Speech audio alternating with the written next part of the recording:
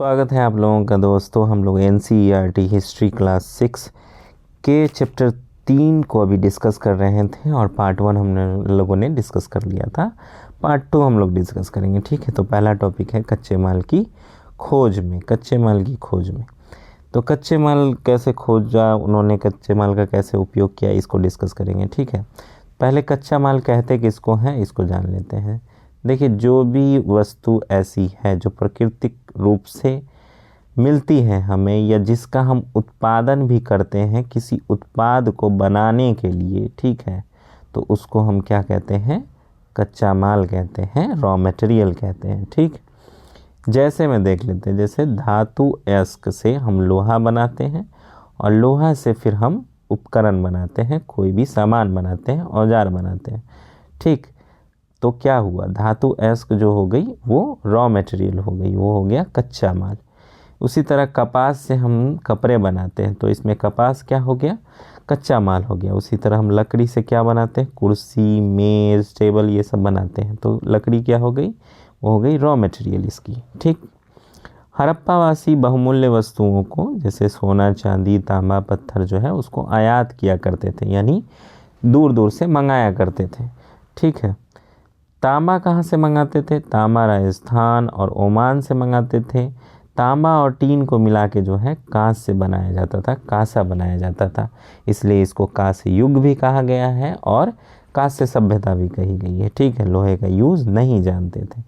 Tin कहाँ से मंगाते थे? टीन जो है आज के ईरान और अफ़गानिस्तान से मंगाते थे। वही सोना यहाँ भारत के कर्नाटक से मंगाते थे।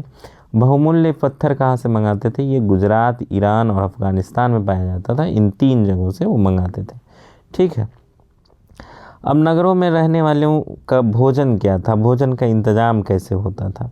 तो जो लोग नगर में रहते थे उनके अलावा लोग जो है आसपास के गांव में भी रहते थे। तो गांव में कौन लोग रहते थे? खासकर किसान और चरवाहे रहते थे। किसान जो खेती किया करते थे, चरवाहे जो पशुपालन किया करते, मतलब वही किसान और चरवाहे दोनों एक ही हो सकते हैं या अलग अलग भी हो सकते हैं, ठीक है। तो वो क्या करते थे? शासकों को, लेखकों को, दस्तकारों को खाने का सामान पहुंचाया करते थे, देते थे, या फिर शहर में आते थे वो बेचने के लिए, ठीक है। ऐसा ही होता होगा। हड़प्पावासी और क्या करते थे? तो वो जो है कौन सी फसलें उगाते थे? तो वो गेहूँ, जौ, दालें, मटर, धान, तेल और सरसों भी उगाया करते थे, ठीक है। तो ये फसलें जो है हड़प्पावासी उगाया करते थे। जुताई के लिए वो हल का यूज़ किया करते थे जो लकड़ी की बनी होती थी, संभवतः प्राय रूप से, ठीक है, क्योंकि लोहा तो था नहीं, कांस्य का उन्होंने यूज़ हल बनाने के लिए नहीं किया था, तो लकड़ी के हल होते थे। वहाँ पे ऐसे कोई लकड़ी के हल बचे नहीं, नष्ट हो गए, लेकिन खिलौने मिले हैं लकड़ी के, ठीक है, हल के रूप में। बाकी बारिश वहाँ पे कम होती थी तो पानी का संचय भी किया जाता था, खासकर सिंचाई के लिए, ठीक। हड़प्पा के लोग पशु में गाय, भैंस, भेड़, बकरियां पाला करते थे, ठीक है। बस्तियों के आसपास तालाब और चारागाह भी था, लेकिन कभी कभी क्या है कि सूखा पड़ जाता था तो पानी की तलाश में वो दूर दूर जाया करते थे अपनी पशुओं को लेके, ठीक है। बेर जैसे फलों को वो इकट्ठा किया करते थे, मछलियां पकड़ते थे और हिरन जैसे जानवरों का शिकार भी किया करते थे, ठीक। गुजरात में हड़प्पाकालीन नगर का सूक्ष्म निरीक्षण करेंगे हम लोग, ठीक है। आइए देखते हैं। तो हड़प्पाकालीन नगर गुजरात में कौन कौन से थे? एक तो धौलावीरा था और दूसरा लोथल, याद होगा, ठीक है। चलिए तो डिस्कस करते हैं। देखिए, धौलावीरा जो है वो खदीर बेट, इसको खडीर बेट भी कहते हैं या खदीर बेट भी कहते हैं। ये एक द्वीप है, ठीक ना, ये द्वीप है, उसी के किनारे जो है बसा हुआ था धौलावीरा। यहाँ साफ पानी उपलब्ध था और उपजाऊ ज़मीन थी। यह नगर 3 भागों में बटा हुआ था। बाकी जो यहाँ पे नगर थे और वो 2 भागों में बटे हुए थे मूल रूप से, जो पहले भी हम लोगों ने पहले पार्ट में डिस्कस किया है, ठीक है। लेकिन ये 3 नगर में था। इसके जितने भी हिस्से थे उसके चारों तरफ क्या था? पत्थर की दीवारें थी। अंदर जाने के लिए बड़े बड़े प्रवेश द्वार हुआ करते थे। एक खुला मैदान भी था, सार्वजनिक कार्यक्रम हुआ करते थे यहाँ पे। इस तरह का कोई मैदान होगा, इसके अगल बगल बैठने का जगह होगा, और वैसे कुछ एथेंस वगैरह में जो था, या फिर रोमन साम्राज्य में, और यहाँ क्रीड़ांगन होगा, यहाँ पे खेल आयोजन किया जाता होगा या किसी तरह का मेला उला लगता होगा। ठीक है, तो इस तरह से वहाँ पे क्या था, एक मैदान भी था जहाँ पे सार्वजनिक कार्यक्रम हुआ करते थे। कुछ अवशेष जो है हड़प्पा में लिपि के बड़े बड़े अक्षरों में पत्थरों पे गुदे हुए मिले हैं, खुदा हुआ मिला है। ठीक है, यानी शिलालेख मिला है, अगर हम एकदम स्पष्ट भाषा में कहें एकदम।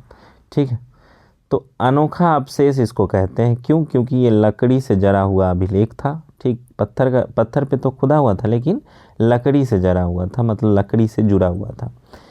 लेकिन ऐसा था वहाँ पे कि हड़प्पा में जो पहले लेख मिले थे वो ज़्यादातर मुहर पे मिले थे। ठीक, छोटे छोटे मिले थे, और ये बड़ा खुदा हुआ मिला था, तो इसको अनोखा अवशेष कहा गया। ठीक है, साबरमती नदी की सहायक नदी है भोगवो। ठीक, भोगवो है, उसी के किनारे जो है लोथल नगर बसा हुआ था। ठीक, यहाँ कीमती पत्थर जैसा जो है कच्चा माल मिलता था।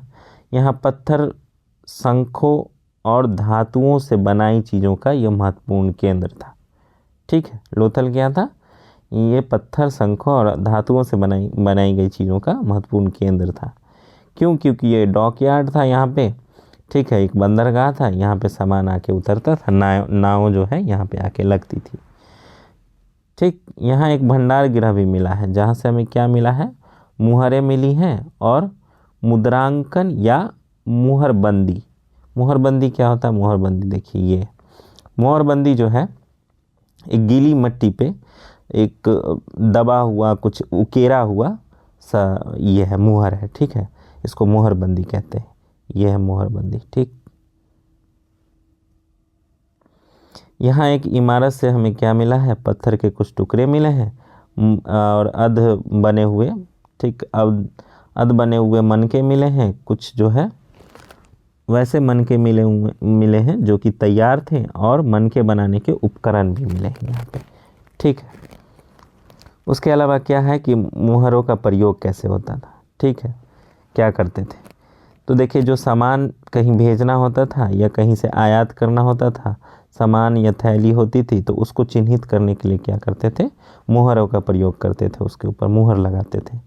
और थैलों को बंद करने के बाद क्या करते थे, गीली मिट्टी से उस पर, ठीक, पोत देते थे, गीली मिट्टी पोत देते थे। ठीक, उसके बाद जो है मुहर लगाई जाती थी, ताकि क्या हो, ताकि ये पता चले कि सामान से कोई छेड़छाड़ नहीं हुई है, उसकी स्थिति खराब नहीं हुई है, किसी तरह का नुकसान नहीं हुआ है। ठीक है, चलिए, सभ्यता के अंत का रहस्य। अब सभ्यता का अंत कैसे हुआ, हम सबको पता है कि सभ्यता, हड़प्पा सभ्यता का अंत हो गया, एक टाइम को आके एक टाइम तक चली। ठीक है, उसके बाद वो ख़त्म हो गई, लगभग 800 साल तक चली थी, ऐसा बोलते हैं। ठीक है, तो ख़त्म हो गई। तो ख़त्म होने का रीज़न क्या था ये पता नहीं चल पाया है, लेकिन क्या क्या बदलाव हुए उस समय वो देख सकते हैं हम लोग। ठीक है, तो लगभग 3900 साल पहले क्या हुआ, बड़ा बदलाव हुआ। अचानक जो है नगर खाली होने लगे, और लेखन, मुहर, अब बाँटों का जो प्रयोग है वो बंद होने लगा। कच्चे माल का आयात जो है अब कम होने लगा। मोहनजोदड़ो की सड़कों पे अब कचरे लगने लगे। ठीक है, अब कचरे जो है सड़कों पे जमा होने लगे। जल निकास प्रणाली जो इनकी जो विशेषता थी वो नष्ट हो गई, और सड़कों पे जो है झुग्गी नुमा घर बन गए। जहाँ ईंट के घर बना करते थे, अब झुग्गी नुमा घर बन गए। रीज़न क्या है, रीज़न अभी भी अननोन है, नहीं पता है अभी तक रीज़न कि ऐसा क्या हुआ कि सारे के सारे नगर जो है हड़प्पा के नष्ट हो गए। ठीक, अब कुछ विद्वान हुए जिन्होंने रिसर्च किया या तर्क लगाया या अपना थोड़ा दिमाग लगाया, तो उन्होंने बोला कि देखिए कुछ कारण हो सकते हैं। कुछ ने बोला कि नदियाँ सूख गई होंगी, जंगल नष्ट हो गए होंगे, ईंधन की कमी हो गई होगी, या ईंट पकाने के लिए अब ईंधन ही नहीं बचा होगा, चारागाह या घास के मैदान जो है वो समाप्त हो गए होंगे। तो इस तरह वो लोग जो है पलायन कर गए वहाँ से। पर ऐसा कुछ भी नहीं समझ में आता है, उसके किसी भी तरह से साक्ष्य नहीं मिलते हैं। एक प्रश्न रह ही जाता है कि सभी नगर कैसे समाप्त हो गए। अगर मान लीजिए कि सूखा आया या बाढ़ आया, ठीक है, तो उससे कुछ इलाके प्रभावित होंगे, कुछ जगह प्रभावित होंगे, एक एरिया प्रभावित होगा, या एक नगर प्रभावित होगा पूरा का पूरा।